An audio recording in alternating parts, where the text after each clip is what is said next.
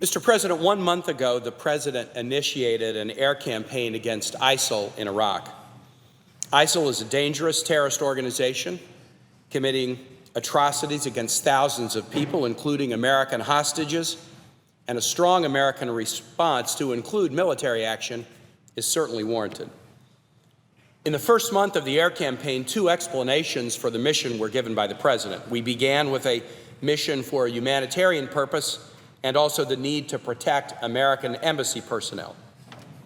Since that time, the White House has stated that the airstrikes may go on for some open-ended period of time. Despite a pledge not to place American boots on the ground, more American military personnel have been deployed to Iraq as advisors and are on the ground there now. In order to clarify what's at stake and set out a path forward, many of my colleagues and I have called for the President to bring before Congress and the nation a clear plan for defeating ISIL.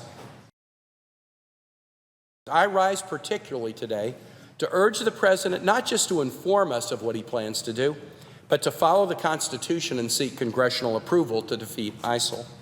I do so for 2 reasons. First, I don't believe that the President has the authority to, quote, go on offense and wage an open-ended war on ISIL without congressional approval. And second, in making the momentous decision to authorize military action, we owe it to our troops who risk their lives to do our collective job and reach a consensus supporting the military mission that they are ordered to complete. I believe that a reluctance to engage Congress on this mission against ISIL is less due to any legal analysis supporting broad executive power than to a general attitude held by all presidents that coming to Congress on a question like this is too cumbersome and unpredictable. And that attitude is shared on the Hill by some who view questions of military action, especially in a difficult circumstance like this, as politically explosive and best avoided if at all possible. I urge the President and my colleagues to resist the understandable temptation to cut corners on this process. There is no more important business done in the halls of Congress than weighing whether to take military action and send service members into harm's way. If we have learned nothing else in the last 13 years, we should have certainly learned that. When we engage in military action, even only an air campaign, we ask our troops to risk their lives and their health, physical and mental.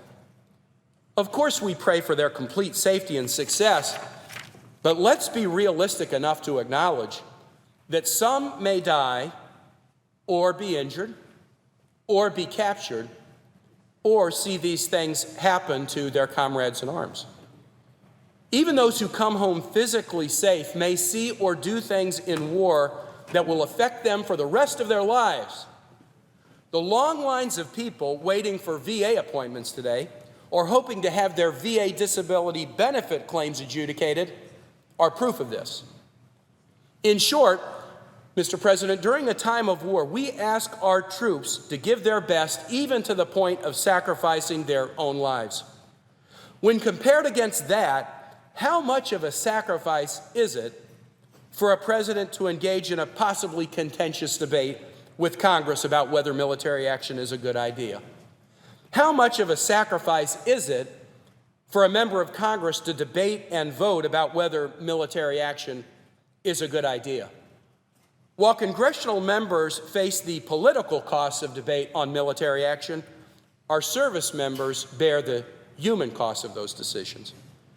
And if we choose to avoid debate, avoid accountability, avoid a hard decision, how can we demand that our military willingly sacrifice their very lives? So I await the President's address on the real and significant threat posed by ISIL with a firm willingness to offer support to a well-crafted military mission. I believe the American public and this Congress will support such a mission. It is my deepest hope that we have the opportunity to debate and vote on the mission in the halls of Congress as our framers intended and as our troops deserve. Thank you, Mr. President, and I yield the floor.